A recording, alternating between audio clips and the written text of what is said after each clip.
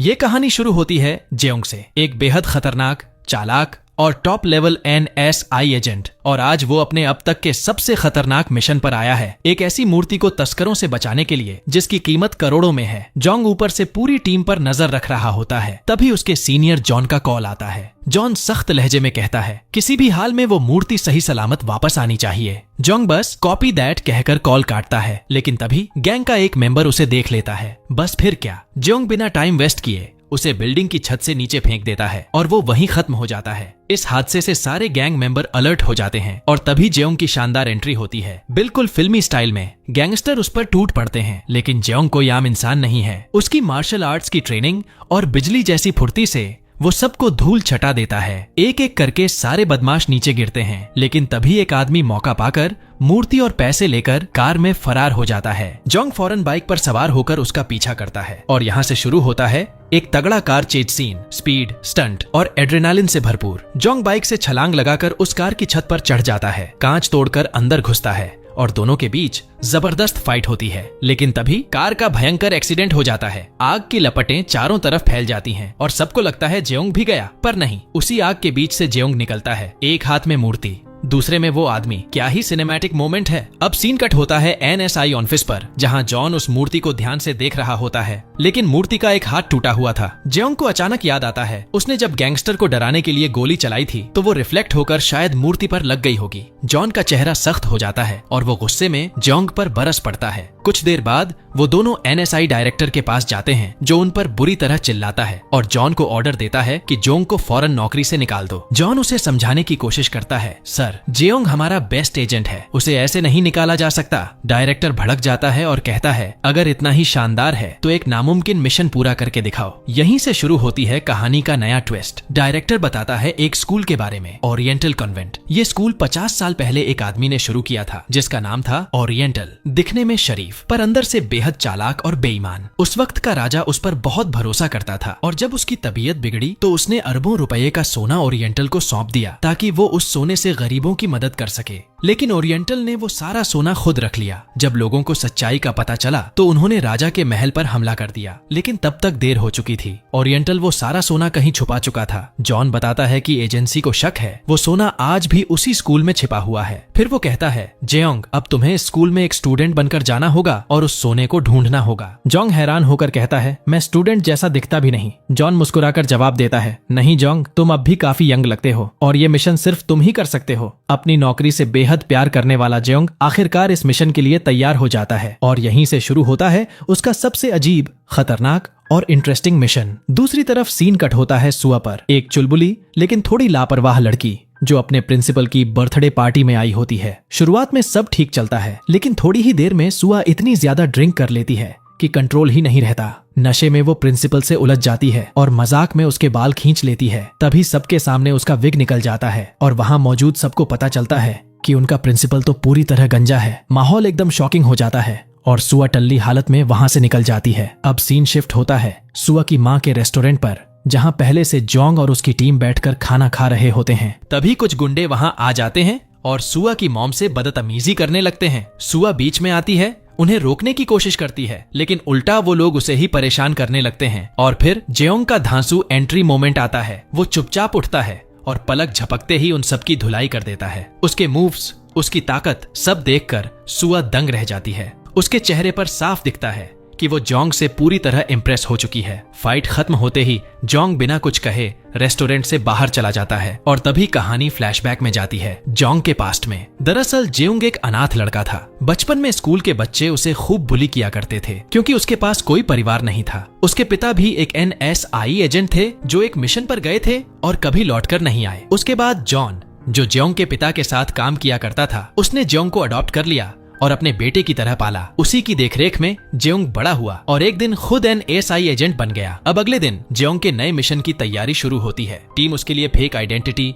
Report card और school admission की पूरी फाइल तैयार करती है। जेयोंग के लिए ये सब बेहद अजीब था क्योंकि वो अपनी स्कूल लाइफ से नफरत करता था, लेकिन मिशन ड्यूटी है तो मना कैसे करता। इसलिए अगले ही दिन वो स्कूल पहुंचता है और वहीं पहले दिन ही उसकी मुलाकात होती है सुआ से। सुआ उसे पहचान लेती है और तुरंत डांटना शुरू करती है। इतनी कम उम्र में शराब पीते हो, शर्म नहीं आती तुम्हें? तुम्हारे पेरेंट्स तुम्हें रोकते नहीं? जोंग बस मुस्कुराता है, माफी मांगता है और अपनी क्लास की तरफ चला जाता है। जैसे ही वो क्लास में एंटर करता है, सबकी नजरें उसी पर टिक जाती हैं। लड़कियां उसकी पर्सनैलिटी देखकर दंग रह जाती हैं और सब उससे बात करने की कोशिश करती हैं, लेकिन जेयोंग किसी को ज्यादा तवज्जो नहीं देता। तभी हमें पता चलता है कि जॉन की बेटी येना भी उसी क्लास में पढ़ती है। क्लास के बाद येना जेयोंग को छत पर बुलाती है और कहती है, प्लीज मेरी शिकायत डैड से मत करना। जोंग मुस्कुराकर वादा करता है और वापस अपनी क्लास में लौट जाता है। स्कूल की छुट्टी होते ही जेयोंग बाहर निकलता है और तभी उसकी नजर एक पुरानी बंद बिल्डिंग पर पड़ती है, जिसके बाहर बड़ा सा बोर्ड लगा होता है, यहाँ आना मना है। जोंग को कुछ अजीब महसूस होता है और वो उस बिल्डिंग के पास जाता है। दरवाजा पर ताला लगा होता है, लेकिन तभी उसकी नजर बिजली के मीटर पर जाती है और वो शॉक्ड रह जाता है क्योंकि वो मीटर अभी भी चल रहा होता है। तभी उसे कुछ बच्चे दिखाई देते हैं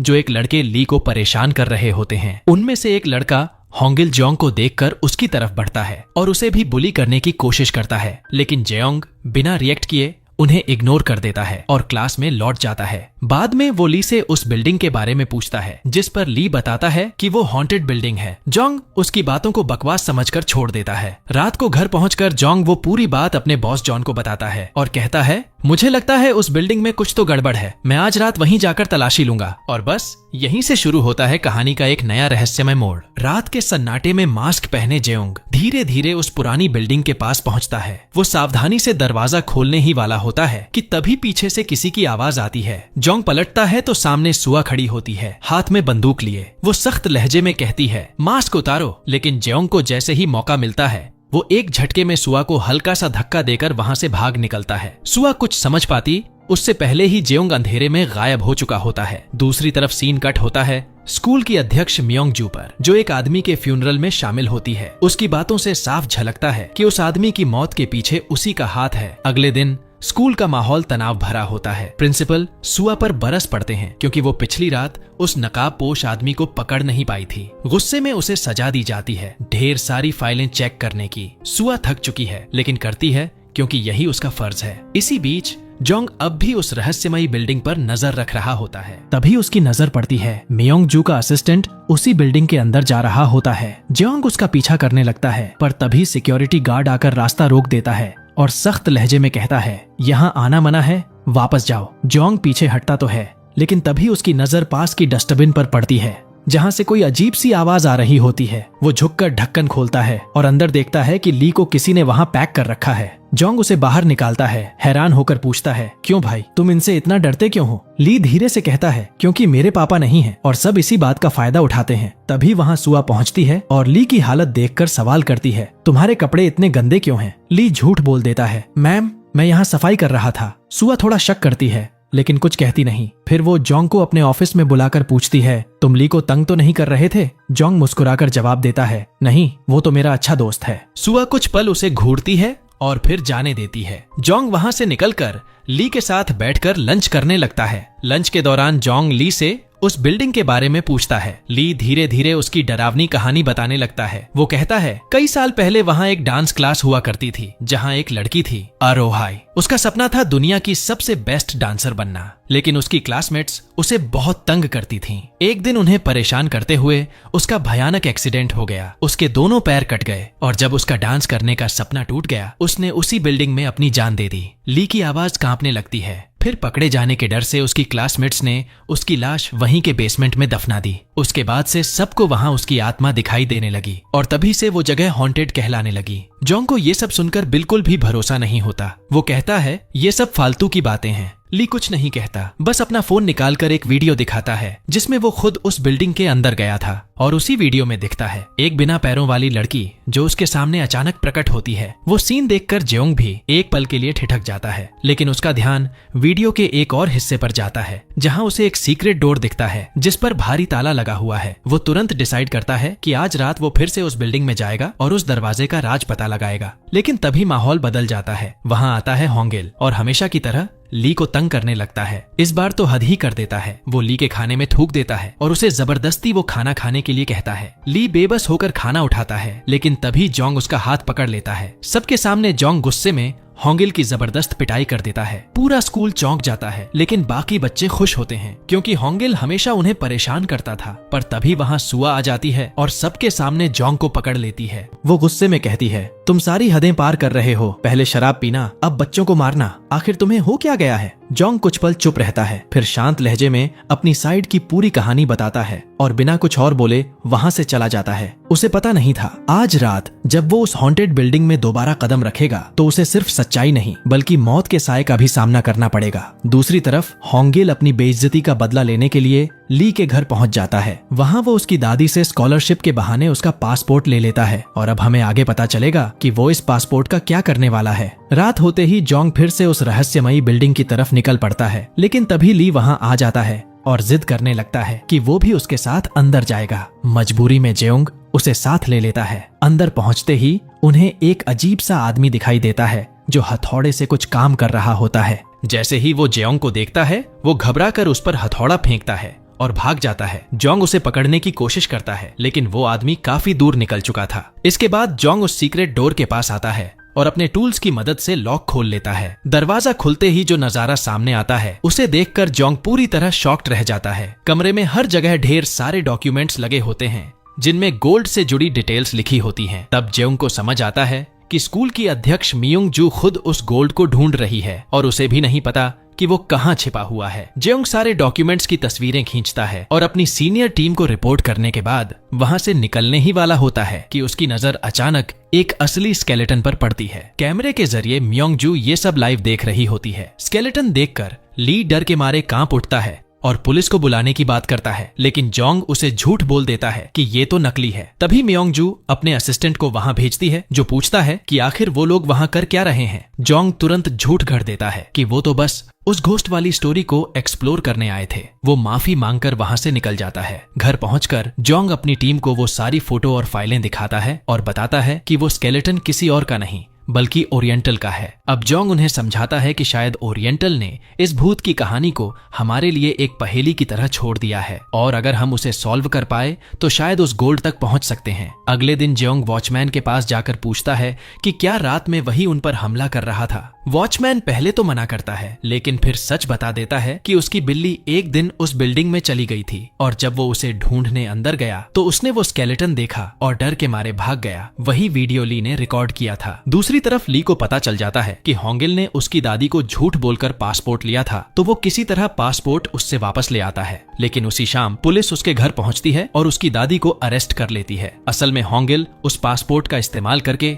एक इलीगल वेबसाइट चला रहा था और अब ली की दादी उसमें फंस चुकी होती है। जब ये बात सुआ को पता चलती है तो वो तुरंत समझ जाती है कि ये सारा खेल होंगिल का है और उसकी शिकायत प्रिंसिपल से कर देती है। अगले दिन मीटिंग बुलाई जाती है और जैसे ही होंगिल को इसका पता चलता है वो ली को धमकाता है कि अगर उसने उसके खिलाफ कुछ भी कहा तो उसकी दादी हमेशा के लिए जेल में सड़ती रहेगी। मीटिंग में मियोंग जू ली से पूछती है कि क्या होंगिल उसे परेशान करता है, लेकिन डर के मारे ली सच बोलने की हिम्मत नहीं जुटा पाता और उल्टा कह देता है कि उसे तो जेओंग परेशान करता है, जबकि वो ऐसा कहना नहीं चाहता था लेकिन डर की वजह से चुप रह जाता है और इस तरह होंगिल एक बार फिर सजा से बच निकलता है। रात में जेओंग ली से मिलता है और सीधे पूछता है क्या होंगिल ने तुम्हें झूठ बोलने के लिए मजबूर किया था, जिस पर ली उदास होकर कहता है हाँ, उसने मुझे जान से मारने की धमकी दी थी। मैं तो एक लूजर हूँ जोंग, मुझे अपनी दादी की फिक्र थी इसलिए मुझे झूठ बोलना पड़ा। अगली ही सुबह स्कूल में जेओंग पर बच्चों को बुली और मारपीट करने के आरोप लगते हैं और उसे सस्पेंड करने का ऑर्डर निकल जाता है। अपनी सफाई पेश करने के लिए उसे मीटिंग में बुलाया जाता है, लेकिन जेओंग के पास अब एक ही रास्ता बचता है, अपनी टीम की मदद लेना। टीम की मदद से वो उस लोकेशन को ट्रैक कर लेता है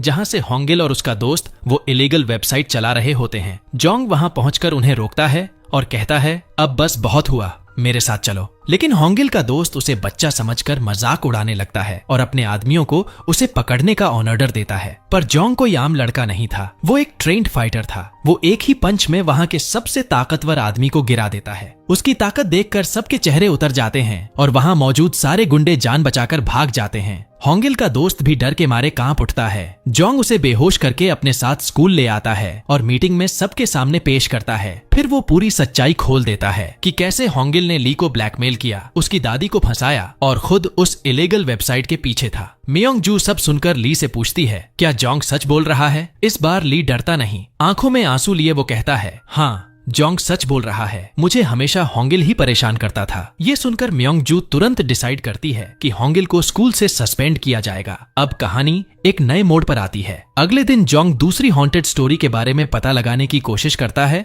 और ली से पूछता है। ली बताता है, 3 साल पहले यहाँ एक क्लास में 2 टॉपर लड़कियां थीं। दोनों एक दूसरे से बेहद जलती थीं। मैंने एग्जाम में टॉप करने की दीवानगी में एक लड़की ने दूसरी को छत से धक्का दे दिया और तभी से उस लड़की की आत्मा क्लास की घड़ी में कैद हो गई। इस बीच ली की मदद करते करते जोंग और सुआ काफी क्लोज आ जाते हैं और सुआ को उसके लिए फीलिंग्स आने लगती हैं। दूसरी तरफ जोंग उस घड़ी के पास पहुंचता है और उसे बिल्डिंग से मिली चाबी से खोलने की कोशिश करता है, लेकिन ताला नहीं खुलता। तभी वहां येना आती है और कहती है, हमारे स्कूल में ऐसी 2 घड़ियां हैं, एक ये और दूसरी काउंसिल रूम में। जोंग को समझ आ जाता है कि ये चाबी उसी दूसरी घड़ी की है। वो काउंसिल रूम जाने की कोशिश करता है, लेकिन वहाँ हेला उसे रोक लेती है और कहती है, इस कमरे में सिर्फ काउंसिल मेंबर्स ही जा सकते हैं। अगर अंदर जाना है तो पहले काउंसिल मेंबर बनो। अब जोंग काउंसिल मेंबर बनने का फैसला करता है और सुआ के पास जाकर पूछता है, मुझे क्या करना होगा मेंबर बनने के लिए? सुआ मुस्कुराकर बताती है, एक एग्जाम क्लियर करना होगा। जोंग अब पूरे जोश से एग्जाम की तैयारी में जुट जाता है। एग्जाम से एक दिन पहले जोंग स्कूल नहीं आता तो सुआ को उसकी बहुत चिंता होती है। वो उसे कॉल करती है तो जोंग बहाना बना देता है कि उसकी तबीयत ठीक नहीं है और वो एग्जाम नहीं दे पाएगा। सुआ को उसकी बातों में कुछ अजीब लगता है तो वो खुद उसके लिए खाना लेकर उसके घर जाने का फैसला करती है। जब जोंग को ये पता चलता है तो उसके होश उड़ जाते हैं, क्योंकि जिस एड्रेस को उसने अपना घर बताया था वहां तो अभी तक कुछ भी सेट नहीं हुआ था। सुआ को शक न हो इसलिए वो अपनी टीम को फौरन बुलाकर कहता है, जल्दी करो, सब फर्नीचर अंदर डालो, घर को सेट करो। सब लोग मिलकर रातों रात वो घर सेट कर देते हैं ताकि वो असली लगे। लेकिन जैसे ही वो सब निकलने की तैयारी करते हैं, सुआ पहुंच जाती है और सब लोग किचन के अंदर वाले कबर्ड में छुप जाते हैं। माहौल एकदम टेंस हो जाता है और तभी सुआ उस कबर्ड का दरवाजा खोल देती है। इसी बीच जोंग का पैर फिसल जाता है और वह सीधा सुआ पर गिरता है। दोनों एक दूसरे के बहुत करीब आ जाते हैं। माहौल अचानक से एकदम अव्यक्त हो जाता है और दोनों की नजरों का सामना बस कुछ सेकंड के लिए होता है, मगर वो पल जैसे थम जाता है। सुआ जल्दी से उठती है और थोड़ा घबराई आवाज में पूछती है, तुम लोग कबर्ड के अंदर कर क्या रहे थे? तो जेओंग की टीम फौरन बहाना मार देती है, हम जेओंग को सरप्राइज देने आए थे। सुआ को बात थोड़ी अजीब लगती है, लेकिन वो ज्यादा कुछ कहे बिना मुस्कुराती है और वहाँ से चली जाती है। सब लोग राहत की सांस लेते हैं। अगले दिन जोंग का एग्जाम होता है। उसने ठीक से पढ़ाई नहीं की होती तो थोड़ा नर्वस होकर एग्जाम देता है। अब अगले दिन सुआ रिजल्ट्स अनाउंस करती है और शॉकिंगली जोंग 10th पोजीशन पर आ जाता है, जबकि येना फिर से टॉप कर जाती है। जोंग को अपनी पोजीशन से ज्यादा इस बात की खुशी होती है कि अब वो ऑफिशियली काउंसिल मेंबर बन गया है। उसी दिन वो काउंसिल रूम में जाकर उस मिस्टीरियस क्लॉक को चेक करने लगता है, लेकिन तभी वहाँ हेला आ जाती है और जोंग को डिनर के लिए इनवाइट करती है। जोंग के पास मना करने का कोई रीजन नहीं होता तो वो मजबूरन उसके साथ चला जाता है। वहाँ येना भी मौजूद होती है और डिनर के दौरान हेला की बातों से साफ झलकता है कि वो मन ही मन जेओंग को पसंद करने लगी है। डिनर के बाद हेला घर जाती है, जहां उसकी माँ मियोंग जू उसका इंतजार कर रही होती है। जैसे ही मियोंग जू को पता चलता है कि हेला 2nd पोजीशन पर आई है, वो गुस्से से भर उठती है और कहती है, मुझे बहाने नहीं चाहिए, अगले एग्जाम में सिर्फ फर्स्ट चाहिए। वो चाहती है कि उसकी बेटी हर चीज में परफेक्ट बने। इसके बाद मियोंग जू एक बुजुर्ग राइटर से मिलने जाती है जो कभी ओरिएंटल के साथ काम कर चुका होता है। वो उसे कहती है, मुझे ओरिएंटल के सारे सीक्रेट्स बताओ, मगर वो राइटर साफ मना कर देता है। मियोंग जू का गुस्सा 7वें आसमान पर पहुंच जाता है और वो अपने असिस्टेंट को आदेश देती है कि इस आदमी के बारे में जितनी भी जानकारी मिल सके सब निकालो। दूसरी तरफ जोंग फिर से उस क्लॉक रूम में जाता है और वहाँ उसे एक लेटर मिलता है। मुझे तुम्हारे बारे में सब पता है एजेंट। ये पढ़ते ही जेओंग के हाथ कांपने लगते हैं। कोई उसकी असली पहचान जान चुका था। अगले ही दिन वो जॉन के साथ डायरेक्टर के पास जाकर सारी बात बताता है, लेकिन डायरेक्टर गुस्से में फट पड़ता है, तुम्हें मिशन की अहमियत का जरा भी एहसास नहीं है, एक काम भी ठीक से नहीं कर पाए। वो तुरंत अपने असिस्टेंट को कॉल करता है और कहता है, सारे स्टाफ का डेटा मेरे पास लाओ अभी। उधर जोंग जॉन से कहता है, कल मैं उस रूम का सीसीटीवी फुटेज चेक करूंगा, शायद कुछ पता चले। अगले दिन वो अपने स्टूडेंट प्रेसिडेंट के पावर का इस्तेमाल करके सीसीटीवी रूम में जाता है और फुटेज चेक करता है, लेकिन वहाँ कुछ भी नहीं होता। सब रिकॉर्डिंग्स डिलीट हो चुकी थीं। किसी ने पहले ही सब मिटा दिया था। तभी सीन कट होता है मियोंग जू की तरफ, जो एक शूटिंग लोकेशन पर होती है और शॉकिंगली वही राइटर पेड़ से बंधा हुआ होता है। तभी उसका असिस्टेंट आकर कहता है, मैडम आपके कहे मुताबिक वो रिकॉर्डिंग मैंने साफ सुथरे तरीके से डिलीट कर दी है। मियोंग जू कहती है, अब जोंग के बारे में हर छोटी बड़ी बात मुझे चाहिए। उसी वक्त जेयोंग के फोन की घंटी बजती है। दूसरी तरफ से आवाज आती है, हेलो एजेंट, कैसे हो? जोंग चौंक जाता है। ये तो स्कूल का वॉचमैन था। वो कहता है, मुझे तुमसे कुछ जरूरी बात करनी है, छत पर मिलो। जोंग तुरंत वहाँ पहुँचता है, लेकिन जब तक वो पहुँचता है तब तक छत पर कोई और होता है, एक मास्क पहना हुआ आदमी। वो वॉचमैन से कहता है, तुम तो मुझे पहले ही मिल चुके हो, और फिर अचानक उस पर हमला कर देता है। दोनों के बीच जबरदस्त फाइट होती है और उसी झड़प में वॉचमैन छत से नीचे गिर जाता है। जोंग दौड़ता हुआ उसके पास पहुँचता है, लेकिन अब बहुत देर हो चुकी थी। वॉचमैन मर चुका था। जोंग उसकी पॉकेट से कुछ निकालता है, एक पुरानी डायरी, और जैसे ही वो उसे खोलता है उसकी आंखें फटी रह जाती हैं। वो डायरी किसी और की नहीं बल्कि उसके अपने पिता की होती है, वही डायरी जो उसके पिता हमेशा अपने साथ रखा करते थे। तभी जेयोंग को छत से कुछ अजीब आवाजें सुनाई देती हैं, तो वह फौरन वहां पहुंचता है और सामने खड़ा होता है वो मास्क वाला आदमी। उसे देखते ही वो रहस्यमयी शख्स जेयोंग पर जानलेवा हमला कर देता है, लेकिन जेयोंग कोई आम लड़का नहीं था, वो एक ट्रेंड फाइटर था। वो उस पर लगातार पलटवार करता है और जैसे ही मौका मिलता है वो उसके मास्क को हटाने की कोशिश करता है, लेकिन तभी वो आदमी अचानक उसे धक्का देकर वहां से भाग निकलता है। जेयोंग उसका पीछा करता है, पर वो रहस्यमयी शख्स कहीं गायब हो जाता है। गुस्से से भरा जेयोंग अब सीधे डायरेक्टर के ऑफिस पहुंचता है और चिल्लाते हुए पूछता है, मेरे डैड कहाँ हैं और उनकी डायरी उस वॉचमैन के पास कैसे पहुंची? पहले तो डायरेक्टर कुछ नहीं बोलता, लेकिन जब जेयोंग उसे धमकाता है तो वो पूरी सच्चाई उगल देता है। दरअसल जेयोंग के डैड भी इसी मिशन पर भेजे गए थे और तब से वो लापता हैं। डायरेक्टर कहता है कि मुझे नहीं पता कि वो जिंदा हैं या नहीं। यह सुनकर जेयोंग का गुस्सा फट पड़ता है और वो डायरेक्टर को मारने ही वाला होता है कि तभी वहां जॉन आ जाता है और उसे रोक लेता है। जॉन उसे शांत करते हुए कहता है, ऐसा करने से तुम्हारे पिता वापस नहीं आएंगे। अगर सच में उन्हें ढूंढना है तो तुम्हें मिशन पूरा करना होगा। ये सुनकर जेयोंग की आंखों में आंसू आ जाते हैं। वो इमोशनल हो जाता है और अपने पिता की याद में खो जाता है। तभी जॉन अपनी जेब से एक पुरानी फोटो निकालता है जिसमें वो और जेयोंग के डैड साथ में होते हैं। वो फोटो देखकर जेयोंग चुपचाप वहां से चला जाता है। अगले दिन पूरे स्कूल में सनसनी मच जाती है, क्योंकि वॉचमैन की मौत से सभी डर के साये में आ जाते हैं। सबको लगता है कि ये काम उसी गोश्त वाली चुड़ैल का है। जेयोंग अब अपने डैड की डायरी लेकर उस रहस्यमयी घड़ी के पास जाता है। डायरी में उसके पिता ने कुछ क्लूज लिखे होते हैं। जैसे ही वो उन क्लूज को फॉलो करता है, घड़ी से एक म्यूजिक साउंड निकलती है जिसे जेयोंग रिकॉर्ड कर लेता है। तभी वहाँ सुआ आ जाती है और पूछती है, क्या तुम्हें वॉचमैन की मौत के बारे में पता है? जेयोंग झूठ बोल देता है, लेकिन सुआ गुस्से में कहती है, मुझसे झूठ मत बोलो जेयोंग, मैंने तुम्हें वहां देखा था। दरअसल उस रात सुआ घर नहीं गई थी और जब वॉचमैन छत से गिरा तो उसने खुद अपनी आंखों से सब देखा था, यहाँ तक कि उस मास्क वाले आदमी को भी। सुआ उसे धमकाती है, मैं सब कुछ पुलिस को बता दूंगी। जेयोंग तुरंत दरवाजा बंद कर देता है और उसे दो चॉइस देता है, या तो तुम ये मिशन लीक करके खुद जेल चली जाओ या फिर मेरा साथ दो। सुआ डर जाती है और कुछ नहीं कहती, वो चुपचाप वहां से चली जाती है। वहीं दूसरी तरफ हम मियोंग जू को देखते हैं जो किसी से मिलने आई होती है और तभी उसका दिमाग पुराने दिनों में चला जाता है। फ्लैशबैक में दिखाया जाता है कि वो वॉचमैन से मिल रही थी और वहीं खुलासा होता है कि वो भी एक सीक्रेट एजेंट था जिसने अपनी टीम को धोखा देकर अकेले ही उस गोल्ड को ढूंढने का फैसला किया था। मियोंग जू गुस्से में उससे कहती है, मुझे तुम्हारे सारे राज पता चल गए हैं, अब मैं तुम्हें एक्सपोज कर दूंगी। जिस पर वॉचमैन कहता है, मुझे भी तुम्हारे सारे काले सच पता हैं और अब मैं सब कुछ जेयोंग को बता दूंगा। यह सुनकर मियोंग जू डर जाती है और अपने असिस्टेंट को उसे खत्म करने का ऑर्डर देती है। और अब सामने आता है सबसे बड़ा ट्विस्ट, वो मास्क वाला आदमी और कोई नहीं बल्कि मियोंग जू का असिस्टेंट ही होता है। कहानी फिर प्रेजेंट में लौटती है जहां मियोंग जू किसी से कह रही होती है, आखिर और कितने खून करने पड़ेंगे मुझे उस सोने को ढूंढने के लिए। और बस इसी डायलॉग के साथ सीन ब्लैक आउट हो जाता है। वहीं दूसरी तरफ हम जेयोंग को देखते हैं जो अपने डैड की डायरी पढ़ते हुए भूत की तीसरी कहानी तक पहुंच चुका होता है। एक ऐसी कहानी जिसमें एक पियानो का जिक्र होता है और उसी के अंदर छुपा होता है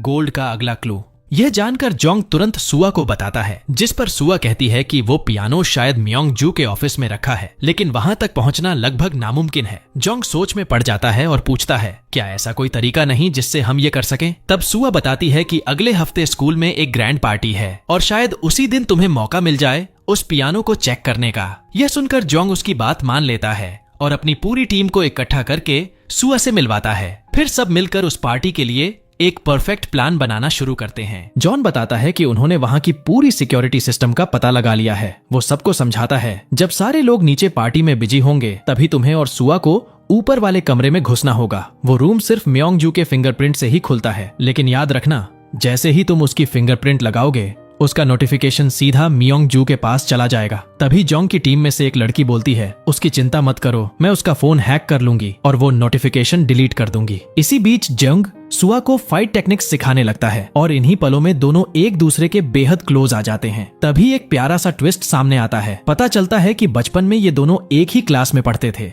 लेकिन अब दोनों के नाम बदल चुके हैं, इसलिए एक दूसरे को पहचान नहीं पाए। अब कहानी आती है पार्टी नाइट पर, जहां हर तरफ रोशनी, म्यूजिक और ग्लैमर का माहौल होता है। मियोंग जू अपने ऑफिस में तैयार हो रही होती है और तभी उसे एक कॉल आता है। कॉल देखकर उसके चेहरे पर एक क्रीपी स्माइल फैल जाती है, मानो वो किसी बड़े गेम की प्लानिंग कर रही हो। उधर जोंग और उसकी टीम पार्टी में पहुंचते हैं। एबनी वेटर बनकर अंदर एंट्री लेता है, जबकि जॉन और फातिमा बाहर खड़ी एक वैन से पूरा मिशन कंट्रोल कर रहे होते हैं। पार्टी में जोंग की नजर सुआ पर पड़ती है, जो आज पहले से कहीं ज्यादा खूबसूरत लग रही थी। उसे देखकर जोंग के बचपन की यादें ताजा हो जाती हैं, जब वो दोनों 10 साल के थे और एक दूसरे को प्रपोज किया था। अब प्रेजेंट में सुआ शर्माते हुए पूछती है, मैं कैसी लग रही हूँ? जिस पर जोंग थोड़ा कूल बनते हुए कहता है, हाँ ठीक ठाक लग रही हो। वहीं दूसरी तरफ एबनी, जो पहली बार इतनी बड़ी पार्टी में आया होता है, हर डिश को टेस्ट करने में लगा रहता है। जॉन झल्लाकर कहता है, भाई ध्यान मिशन पर लगा, खाना बाद में खा लेना। तभी वहाँ मियोंग जू आती है, जो सबका वेलकम करती है और एक शार्प और पावरफुल स्पीच देती है, जिससे पूरा हॉल तालियों से गूंज उठता है। इसी बीच जोंग सुआ को एक नेकलेस पहनाता है और कहता है, इसमें कैमरा लगा है, अब जो भी होगा हम सब कुछ देख पाएंगे। फिर वो उसे एक इंजेक्शन देता है और कहता है, अगर कभी इमरजेंसी हो तो इससे अपनी रक्षा कर लेना। इसके बाद मियोंग जू अपने कुछ खास गेस्ट्स और पेरेंट्स को लेकर ऊपर एक सीक्रेट पार्टी के लिए चली जाती है। वहीं दूसरी तरफ हम देखते हैं हेला को, जो हल्के से लंगड़ा कर चल रही होती है। दरअसल हील्स पहनने की वजह से उसके पैरों में जख्म हो गया था। वो वॉशरूम में जाकर उस पर बैंडेज लगाने लगती है। तभी वहां येना आती है और पूछती है, तुम मुझसे इतने दिनों से ठीक से बात क्यों नहीं कर रही हो? हुआ क्या है तुम्हें? हेला गुस्से में फट पड़ती है और कहती है, अपनी औकात में रहो, जितनी जरूरत है उतना ही बोलो। येना उसे शांत करते हुए कहती है, मैं तो बस तुम्हारी मदद करना चाहती थी। लेकिन आज हेला का मूड खराब था। वो गुस्से में आती है और उसे एक जोरदार थप्पड़ मारकर वहां से निकल जाती है। वहीं दूसरी तरफ एबनी आता है और कहता है, अब मैं लाइट बंद करने जा रहा हूँ, तुम्हारे पास सिर्फ 3 मिनट हैं और उसी टाइम के अंदर तुम्हें वो पियानो चेक करके वापस आना होगा। ये कहकर वो सीधे स्विच बोर्ड की तरफ जाता है और पूरी बिल्डिंग की लाइट बंद कर देता है। अंधेरे का फायदा उठाकर जोंग और सुआ रूम के बाहर पहुंच जाते हैं और पासवर्ड डालने की कोशिश करते हैं, लेकिन रूम अनलॉक ही नहीं होता। तभी अचानक लाइट वापस आ जाती है। इस पर जॉन इबेनी से कहता है, तुमने तो 3 मिनट कहा था, ये तो मुश्किल से 1 ही मिनट हुआ। मिशन फेल होता देख एबनी झट से एक्टिंग मोड में चला जाता है। वो सिक्योरिटी गार्ड के पास पहुंचकर गुस्से में कहता है, तुम लोगों की लापरवाही की वजह से अंधेरे में मेरा पैर फिसल गया, देखो मेरी हड्डियां टूट गई हैं। और सबका ध्यान अपनी तरफ खींचने लगता है, पर गार्ड उसे नजरअंदाज करके आगे बढ़ने लगते हैं। तभी वहां लीना आती है और दोनों मिलकर उन्हें डिस्ट्रैक्ट करने लगते हैं। उधर जोंग और सुआ अब भी रूम खोलने की कोशिश में लगे रहते हैं। तभी कई गार्ड वहां पहुंच जाते हैं और उन पर अटैक कर देते हैं। लेकिन इस बार जोंग किसी हीरो से कम नहीं दिखता। वो गार्ड्स की जमकर पिटाई कर देता है और सुआ भी उसका साथ बखूबी देती है। दोनों मिलकर सबको नीचे गिरा देते हैं। फिर जोंग जबरदस्ती लॉक तोड़कर अंदर जाता है और वहां रखी फाइल को देखता है। वो फाइल खोलकर चेक करने लगता है, लेकिन उसे कुछ समझ नहीं आता। तभी उसकी नजर पड़ती है पियानो पर, जिसकी एक की काम नहीं कर रही होती। उसी वक्त जॉन कहता है, जोंग तुम्हारा टाइम खत्म हो गया है, अब एंट्री कोड डिलीट करके जल्दी बाहर निकलो। लेकिन जैसे ही जोंग उस फाइल को देखता है, वो पूरी तरह शॉक में रह जाता है, क्योंकि उस फाइल में उसकी सारी पर्सनल इंफॉर्मेशन होती है। लिखा होता है कि वो एक सीक्रेट एजेंट है। उसके सारे मिशन, सारी डिटेल्स वहां मौजूद होती हैं। वो सोच में पड़ जाता है, मियोंग जू को हमारे बारे में इतनी डिटेल में कैसे पता चला। सुआ उसे बाहर चलने को कहती है तो मजबूरन जोंग वहां से निकल पड़ता है। लेकिन अब उसके दिमाग में सिर्फ एक बात घूम रही होती है कि उसकी टीम में कोई एक ट्रेटर है जो सारी इंफॉर्मेशन मियोंग जू तक पहुंचा रहा है। रास्ते में सब कार में होते हैं। जॉन नोटिस करता है कि जोंग बहुत परेशान लग रहा है। पूछने पर भी वो कुछ नहीं बताता और घर पहुंचकर गाड़ी से उतर जाता है। वहीं सुआ अपने घर जाकर उस पहेली को सॉल्व करने में लग जाती है। कई कोशिशों के बाद भी उसे कोई क्लू नहीं मिलता। थककर वो एक आखिरी बार कोशिश करती है। इस बार वो अपने स्कूल के नेशनल एंथम को पियानो ट्यून से जोड़ती है और तभी उसे एक बड़ा क्लू मिल जाता है। खुशी से झूमती हुई वो तुरंत जेयोंग को कॉल करती है, लेकिन वो अब भी मियोंग जू की ऑफिस वाली बात को लेकर परेशान रहता है, इसलिए कॉल इग्नोर कर देता है। हार न मानते हुए सुआ खुद उसके घर के पास वाले स्टोर पर पहुंच जाती है, जहां उसे जोंग मिल जाता है। वो उसे वो पेपर देती है जिसमें उसने क्लू ढूंढा था। बातों बातों में जेयोंग कह देता है, तुम मेरी बचपन की दोस्त हो और फिर उसे उसके चाइल्डहुड नेम से बुला देता है। ये सुनकर सुआ सन्न रह जाती है और गुस्से में कहती है, तो तुम ही हो वो इंसान जिसने मेरा दिल तोड़ा था। बचपन वाला नाम सुनकर उसे गुस्सा आ जाता है क्योंकि वो नाम उसे बिल्कुल पसंद नहीं था। वो जेओंग से कहती है कि आगे से मुझे उस नाम से मत बुलाना और गुस्से में वहां से चली जाती है। अगले दिन सुआ जब स्कूल पहुंचती है तो वो होंगिल को एक सीक्रेट वेबसाइट के बारे में बात करते हुए सुन लेती है। जिज्ञासा में वो भी उस वेबसाइट पर जाती है और जो कुछ वहां देखती है उसे देखकर उसका दिमाग हिल जाता है। वेबसाइट पर पहले से ही स्कूल के सारे कंपटीशन विनर्स डिसाइड किए जा चुके थे। सुआ समझ जाती है कि मियोंग जू पेरेंट्स से मोटी फीस लेकर उनके बच्चों को बिना टैलेंट के विनर बना रही है और जो बच्चे मेहनत करते हैं उनकी मेहनत पर पानी फेर रही है। वो तुरंत ये बात स्कूल की बाकी टीचर्स को बताती है, लेकिन कोई भी ध्यान नहीं देता, सब इसे नजरअंदाज कर देते हैं। इसके बाद सुआ सीधा जोंग के पास जाने लगती है, लेकिन तभी कहानी में एक ट्विस्ट आता है। किसी टीचर ने सुआ की चुगली मियोंग जू से कर दी होती है। अगले ही पल मियोंग जू उससे मिलती है और मुस्कुराते हुए उसे इनडायरेक्टली धमकाने लगती है, तुम्हारा काम ऐसे स्कूलों में पढ़ाना है, न कि इधर उधर ताका झांकी करना। सुआ उसकी बातों के पीछे का मतलब समझ जाती है और बिना कुछ बोले वहां से निकल जाती है। इसके बाद वह जोंग के पास पहुंचती है और कहती है, मुझे तुम्हारी मदद चाहिए, मैं मियोंग जू को एक्सपोज करना चाहती हूँ। वो बच्चों के भविष्य के साथ खेल रही है, लेकिन जोंग बिल्कुल ठंडे अंदाज में जवाब देता है, मुझे अपना मिशन पूरा करना है, तुम इसे खुद ही हैंडल कर लो। ये सुनकर सुआ टूट जाती है पर हार नहीं मानती। वो खुद ही स्कूल से सारे सबूत इकट्ठा करने लगती है। उधर दूसरी तरफ जेओंग मियोंग जू की कार में ट्रैकर फिट कर देता है। फिर वो लाइब्रेरी में येना से मिलने जाता है जो आने वाले स्कूल कंपटीशन के लिए दिन रात मेहनत कर रही होती है। उसे देखकर जेओंग को अफसोस होता है क्योंकि उसे पता था कि इन कंपटीशंस के विनर्स तो पहले से ही डिसाइड किए जाते हैं। उसे येना के लिए बुरा लगता है कि उसकी सारी मेहनत बेकार चली जाएगी। घर आकर वो ट्रैकर के जरिए मियोंग जू की कार की लोकेशन चेक करता है और पता चलता है कि वो होंगिल के पिता से मिलने गई है। दोनों की बातचीत में साफ सुनाई देता है, सुआ को उस वेबसाइट का पता चल गया है, इसलिए हमने उसे ब्लॉक कर दिया है। अब कोई भी उसे एक्सेस नहीं कर सकता। और वहीं से जोंग को एक और बड़ा राज पता चलता है। मियोंग जू का असली सपना इस दुनिया की सबसे बड़ी स्कूल ऑर्गेनाइजेशन बनाना है। इसके लिए उसे ढेर सारा पैसा चाहिए और इसी वजह से वो उस गोल्ड की तलाश में पागलों की तरह जुटी है। ये सारी बातें जोंग ट्रैकर की मदद से सुन लेता है। इसके बाद वो सुआ से मिलने जाता है और कहता है, तुम स्कूल के खिलाफ क्यों जा रही हो, तुम्हें तो यहाँ परमानेंट टीचर बनना है। जिस पर सुआ मजबूती से जवाब देती है, बच्चों का भविष्य मेरी नौकरी से ज्यादा जरूरी है। उसके जज्बे को देखकर जोंग भी उसका साथ देने का फैसला करता है। वो कहता है, अब यहाँ रिसर्च करना खतरनाक हो सकता है। दोनों सारे सबूत इकट्ठा करते हैं और जेओंग के घर पहुंचकर रात भर उन्हें ध्यान से चेक करते रहते हैं, लेकिन उन्हें कुछ खास नहीं मिलता। अगले दिन जेओंग ये बात अपनी टीम को बताता है कि स्कूल की वेबसाइट पर पहले से ही चीटिंग हो रही है, लेकिन ये सुनकर जॉन बुरी तरह भड़क जाता है। तुम्हारा मिशन गोल्ड बार ढूंढना है, न कि चीटिंग स्कैंडल पकड़ना। उधर सुआ को पता चलता है कि एक टीचर है जिसने अब तक हुए सभी कंपटीशन के पेपर चेक किए थे। वो ये बात जोंग को बताने उसके घर पहुंचती है, लेकिन जैसे ही दरवाजा खोलती है वो देखती है कि घर का दरवाजा पहले से खुला है। अंदर जाते ही उसे एक मास्क पहने हुआ आदमी दिखता है जो उस पर अटैक करता है और उसे बेहोश करके भाग जाता है। कुछ देर बाद जेओंग घर लौटता है तो देखता है कि सुआ बेहोश पड़ी है। वो तुरंत उसे उठाकर अस्पताल ले जाता है। जब सुआ होश में आती है तो कहती है, मुझे एक टीचर के बारे में पता चला है, उसका नाम जीवन है और वही इस घोटाले का मास्टरमाइंड है। इस पर जोंग कहता है, तुम अभी आराम करो, मैं इस बारे में पता लगाऊंगा। उसी समय एबनी का कॉल आता है, जो डीएनए तुम्हारे घर से मिला था वो जीवन नाम के टीचर से मैच कर गया है। यह सुनकर जोंग समझ जाता है कि जीवन को किसी ने भेजा था और वो कोई और नहीं मियोंग जू ही थी जिसने उसे जोंग के पिता की डायरी चुराने के लिए भेजा था। अब जोंग सीधे जीवन से मिलने जाता है और कहता है, अगर जेल नहीं जाना चाहते तो मियोंग जू के खिलाफ बयान दो। वो उसे पकड़कर अपने सेफ हाउस में ले जाता है और इसकी जानकारी जॉन को देता है। मैं अब घर जा रहा हूँ और जीवन हमारे सेफ हाउस में है। ये कहकर वो कॉल काट देता है, लेकिन सच में घर नहीं जाता। वो वहीं जॉन का इंतजार करने लगता है, पर रात बीत जाती है और जॉन वहाँ आता ही नहीं। अगले ही दिन कहानी में आता है एक बड़ा ट्विस्ट। जीवन पुलिस के सामने मियोंग जू के खिलाफ बयान दे देता है और तुरंत ही वो अरेस्ट हो जाती है। इसके बाद जोंग सीधा जॉन से मिलने जाता है और कहता है, मैंने आप पर शक किया था, सॉरी। जिस पर जॉन मुस्कुराते हुए जवाब देता है, हम सब एक ही फैमिली हैं और तुम्हारा शक करना भी गलत नहीं था। उधर स्कूल में सुआ को सब लोग शाबाशी देते हैं कि उसने इस बड़े घोटाले को एक्सपोज किया, लेकिन कहानी यहीं खत्म नहीं होती। अगले दिन स्कूल में इन्वेस्टिगेशन के लिए एक एक्सटर्नल टीम आने वाली होती है और प्रिंसिपल सुआ को कहता है कि वो उस टीम को लीड करे। अगले दिन जैसे ही टीम स्कूल में एंटर करती है,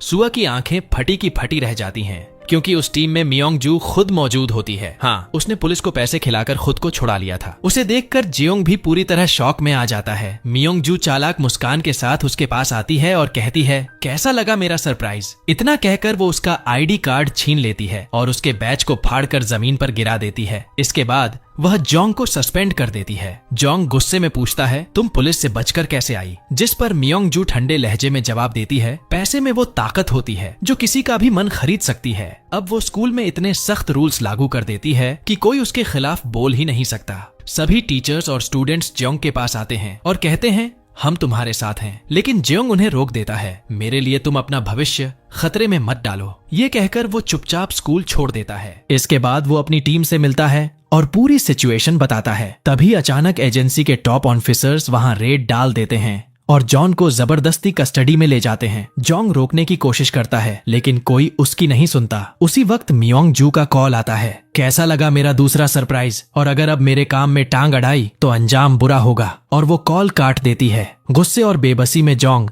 सुआ से मिलने पहुंचता है। सुआ उसे हिम्मत देती है, अब तुम्हें अपना मिशन पूरा करना ही होगा, पीछे हटने का वक्त नहीं है। दोनों मिलकर अगले क्लू की तलाश में जुट जाते हैं। घंटों मेहनत करने के बाद आखिरकार उन्हें जवाब मिल ही जाता है। वो गोल्ड और कहीं नहीं बल्कि ओरिएंटल की मूर्ति के अंदर छिपा है। अगले दिन जेयोंग सुआ की मदद से डिलीवरी बॉय बनकर स्कूल में घुसता है और उस मूर्ति को गौर से देखने लगता है। तभी सुआ गलती से उस मूर्ति को टच करती है और देखते ही देखते उसका आधा हिस्सा घूमने लगता है। जोंग समझ जाता है, हाँ सोना यही है। लेकिन तभी अचानक स्कूल का प्रिंसिपल वहां आ जाता है। हेलमेट पहने होने की वजह से वो जेयोंग को पहचान नहीं पाता और सुआ चतुराई से उसे वहां से भगा देती है। उधर दूसरी तरफ मियोंग जो गोल्ड डिटेक्टर मशीन लेकर स्कूल के हर कोने की तलाशी कर रही होती है, लेकिन उसे कुछ भी नहीं मिलता। वो गुस्से में अपने असिस्टेंट को हुक्म देती है, किसी भी कीमत पर वो गोल्ड मुझे चाहिए। इसके बाद जोंग और सुआ अपनी टीम के साथ एक रेस्टोरेंट में बैठकर पूरा मिशन प्लान करते हैं। यहाँ जॉन उन्हें बताता है कि एजेंसी का डायरेक्टर खुद मियोंग जू के साथ मिला हुआ है, इसलिए अब उनके पास कोई आधिकारिक सपोर्ट नहीं है। लेकिन जेयोंग हार नहीं मानता। तभी वहाँ सुआ की मॉम पहुँचती है और सच सामने आता है कि वो कोई आम औरत नहीं बल्कि एक गैंगस्टर माफिया है। ये जानकर सुआ सन्न रह जाती है। उसे अपनी माँ की इस दुनिया के बारे में कुछ भी नहीं पता था। फिर सुआ की मॉम जोंग को अपने पुराने गैंग के पास ले जाती है जो कभी उनके साथ काम करता था। अब सब एक साथ प्लान बनाते हैं, आज रात हम स्कूल पर हमला करेंगे और वो गोल्ड किसी भी कीमत पर ढूंढ निकालेंगे। रात होते ही पूरा ग्रुप हथियारों और टेक गैजेट्स से लैस होकर स्कूल के अंदर घुस जाता है और वहां कब्जा जमा लेता है। वहीं दूसरी तरफ अब मियोंग जू को भी सारी बातों का पता चल जाता है और वो गुस्से में तमतमाई हुई स्कूल पहुंच जाती है। लेकिन जैसे ही वो अंदर आती है, जेयोंग सीधा उसके सामने खड़ा हो जाता है और सख्त लहजे में कहता है, ये एजेंसी की ऑफिशियल कार्रवाई है और अगर तुम बीच में आई तो मैं तुम्हें सीधा जेल में डाल दूंगा। यह सुनकर मियोंग जू आग बबूला हो जाती है और तुरंत डायरेक्टर को कॉल लगाती है, पर फोन उठाती है फातिमा, जो ठंडे स्वर में बोल देती है, सॉरी डायरेक्टर बिजी हैं। यह सुनकर मियोंग जू का गुस्सा और बढ़ जाता है। उधर जोंग उस मूर्ति के पास जाता है और उसे घुमाता है। तभी नीचे एक सीक्रेट बेसमेंट का रास्ता खुल जाता है। वो नीचे उतरता है पर बेसमेंट पूरी तरह खाली होता है। तभी उसकी नजर एक पुराने स्केलेटन पर पड़ती है और उसी पल उसका दिल टूट जाता है। वो फूट फूट कर रोने लगता है क्योंकि उस स्केलेटन के हाथ में वही घड़ी होती है जो जोंग ने बचपन में अपने डैड को गिफ्ट की थी। ये सीन पूरा माहौल भावनाओं से भर देता है। कहानी अब प्रेजेंट में लौटती है जहां मियोंग जू अपने गुंडों की पूरी फौज के साथ स्कूल पहुंचती है। वो जॉन से कहती है, अगर जिंदा रहना है तो मेरे रास्ते से हट जाओ, और ये कहकर वो अंदर घुस जाती है सीधे उस सीक्रेट रूम में। लेकिन वहां पहुंचकर उसे शॉक लग जाता है, सोना गायब था। गुस्से में वो चिल्लाती है और सोचती है कि जरूर जेयोंग ने सारा गोल्ड पहले ही निकाल लिया है। दूसरी तरफ जेयोंग अपने पिता के स्केलेटन को घर लेकर आता है। पूरे शहर में माहौल भारी हो जाता है। सब लोग उसके पिता की फ्यूनरल में आते हैं और उसे दिलासा देने की कोशिश करते हैं। लेकिन जेयोंग के मन में अब सिर्फ एक ही सवाल है, आखिर मेरे डैड के साथ हुआ क्या था। वो अपने पिता के शरीर में मिली गोली को फॉरेंसिक लैब में भेज देता है। अगले दिन रिपोर्ट आते ही जॉन और जोंग दोनों के चेहरे पर हैरानी छा जाती है क्योंकि गोली किसी और की नहीं बल्कि डायरेक्टर की थी। यानी जॉन के पिता की मौत के पीछे डायरेक्टर ही था। अब जोंग का गुस्सा काबू से बाहर हो जाता है। वो बिना सोचे डायरेक्टर के ऑफिस पहुंचता है और फाइल देने के बहाने उसके कमरे में घुसकर सीधा बंदूक उसकी तरफ तान देता है। अब सब सच सच बता दो, तुमने ही मेरे पिता को मारा है ना। लेकिन डायरेक्टर कुछ भी बताने से इनकार कर देता है। तभी उसकी सिक्योरिटी टीम अंदर घुसती है और जेयोंग को पकड़ लेती है। तभी एंट्री होती है जॉन और उसकी टीम की, जो भिड़ जाते हैं सिक्योरिटी से। लड़ाई के बीच जॉन चिल्लाता है, जेयोंग भागो, और उसी पल सुआ आती है और जोंग को वहां से निकाल ले जाती है। उधर मियोंग जू की हालत भी पतली है। सोना ढूंढने में उसके लाखों वेस्ट हो चुके हैं, तो अब वो स्कूल की फीस डबल करने का फैसला लेती है। असिस्टेंट समझाने की कोशिश करता है, मैम ऐसा करेंगे तो बच्चे हमारे खिलाफ हो जाएंगे, लेकिन मियोंग जू ठंडी आवाज में कहती है, मुझे किसी की परवाह नहीं। इधर जॉन जोंग से भिड़ जाता है, क्या तुम पागल हो गए थे? डायरेक्टर को मारने चले गए थे? अगर तुमने कुछ किया होता तो सब खत्म हो जाता। जोंग जवाब देता है, मैं उसे मारने नहीं, सच जानने गया था। फिर वो बताता है कि उसने डायरेक्टर का फोन हैक कर लिया है। अब वो जिससे भी बात करेगा, जहां भी जाएगा, सब कुछ मुझे पता चलेगा। सीन कट होता है और हम देखते हैं मियोंग जू और डायरेक्टर आमने सामने गुस्से में बहस करते हुए। डायरेक्टर चिल्लाता है, तुम ही ने सब गड़बड़ की है, याद है 20 साल पहले तुमने ही जेओंग के पिता को गोली मारी थी और अब इल्जाम मुझ पर डाल रही हो। जोंग जो ये सब सुन रहा होता है हिल जाता है। कहानी अब 20 साल पीछे चली जाती है, जहां हम देखते हैं जोंग के पिता जो डायरेक्टर से मिलने आए होते हैं। तभी मियोंग जू आती है और उनसे गोल्ड के बारे में पूछती है, लेकिन वो शांति से जवाब देते हैं, यहाँ कोई गोल्ड नहीं है, ये सब अफवाहें हैं। पर मियोंग जू को उनकी बातों पर जरा भी भरोसा नहीं होता। गुस्से में वो बंदूक निकालती है और उन पर गोली चला देती है। घायल जेओंग के पिता वहां से किसी तरह भागते हैं और ओरिएंटल की उस मूर्ति तक पहुंच जाते हैं। जैसे ही वो मूर्ति को घुमाते हैं, नीचे तहखाने का रास्ता खुलता है। वो अंदर जाते हैं और वहीं आखिरी सांस लेते हैं। इस एक पल में कहानी पूरी तरह बदल जाती है और अब जेओंग के सामने सिर्फ एक ही मिशन बचा है, अपने पिता की मौत का सच सबके सामने लाना। कहानी अब अपने आखिरी क्लाइमैक्स में पहुंचती है, जहां डायरेक्टर मियोंग जू को धमकी देता है, अगर इन सब में मैं फंसा तो मैं तुम्हारे खिलाफ बयान दूंगा और दुनिया को पूरी सच्चाई बताऊंगा। लेकिन जल्द ही वह वहां से चला जाता है। इसी बीच जोंग डायरेक्टर को फोन करता है और कहता है, मुझे सारी सच्चाई पता चल गई है और अगर अब तुम मेरा साथ नहीं दोगे तो तुम भी मियोंग जू के साथ जेल जाओगे। यह सुनकर डायरेक्टर समझ जाता है कि अब मियोंग जू के साथ रहना खतरे में है, तो वह जोंग का साथ देने का फैसला करता है और उसे एक सुनसान जगह पर मिलने बुलाता है। लेकिन जैसे ही जेओंग वहां पहुंचता और कार का दरवाजा खोलता है, उसे पता चलता है कि डायरेक्टर पहले ही मर चुका है और उससे पहले कि वह कुछ कर पाता, कोई पीछे से उसे डंडा मारकर बेहोश कर देता है। अगले दिन जब जेओंग की आंख खुलती है तो वह खुद को कार में पाता है। उसके हाथों पर खून लगा होता है। तभी पुलिस आती है और उसे डायरेक्टर के मर्डर में अरेस्ट कर लेती है। पुलिस स्टेशन में मियोंग जू आती है और उसे सोने के बारे में पूछती है। जोंग जवाब देता है, वहां कोई सोना नहीं था, यह सब सिर्फ अफवाह थी। पर मियोंग जू को उस पर भरोसा नहीं होता और धमकी देती है, अगर मुझे कल तक सोना नहीं मिला तो तुम जिससे प्यार करते हो, मैं उन सभी को जान से मार डालूंगी। पुलिस उसे कोर्ट ले जाने लगती है, लेकिन जोंग मौके का फायदा उठाकर वहां से भाग निकलता है। घायल होने के बावजूद वह सुआ को बुलाता है और दोनों उसके घर चले जाते हैं। अगले दिन जोंग अपने घर पहुंचता है और एक पेन ड्राइव ढूंढता है, जिसमें उसने अब तक मियोंग जू के खिलाफ सभी सबूत जमा किए थे। साथ ही रिकॉर्डिंग भी थी, जिसमें मियोंग जू और उसका असिस्टेंट डायरेक्टर को मारने की साजिश रच रहे थे। Jong pen drive police commissioner को दिखाता है और कहता है, अगर तुम अब मेरा साथ नहीं दोगे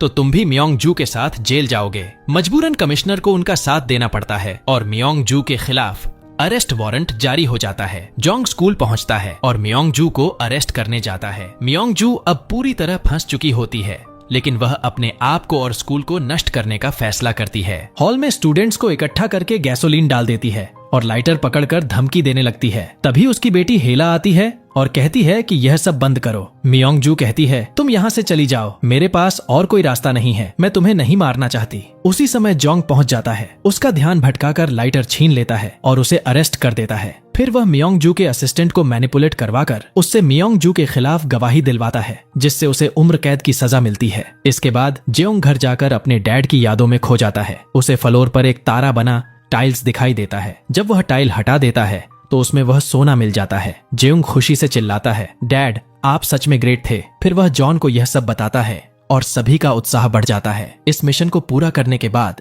सभी का प्रमोशन हो जाता है। कहानी 5 साल आगे बढ़ती है। जोंग ने सुआ से शादी कर ली है। फातिमा और एबोनी भी एक दूसरे को डेट करने लगते हैं। जॉन अब डायरेक्टर बन गया है, वहीं हेला अपने पैशन को फॉलो करती है। जॉन बच्चों को एजेंसी की क्लास देने लगता है और इसी के साथ यह कहानी अपने हैप्पी एंडिंग पर खत्म होती है। एक ऐसी कहानी जिसने हमें सिखाया कि सच्चा हीरो वो नहीं जो सबसे ज्यादा लड़ता है, बल्कि वो है जो सच छिपाकर भी सही रास्ते पर चलता है। कभी कभी फर्ज निभाने के लिए नकाब पहनना पड़ता है, पर असली हिम्मत तब होती है जब वो नकाब उतारकर खुद का सामना करो, क्योंकि रहस्य चाहे जितना गहरा हो, सच्चाई हमेशा रास्ता ढूंढ ही लेती है। और अगर तुम्हें ये कहानी पसंद आई हो तो चैनल को सब्सक्राइब करना मत भूलना। साथ ही बेल आइकन दबा देना ताकि अगली धमाकेदार कहानी मिस ना हो। तुम्हारा कीमती वक्त देने के लिए बहुत बहुत धन्यवाद। फिर मिलेंगे अगली कहानी में।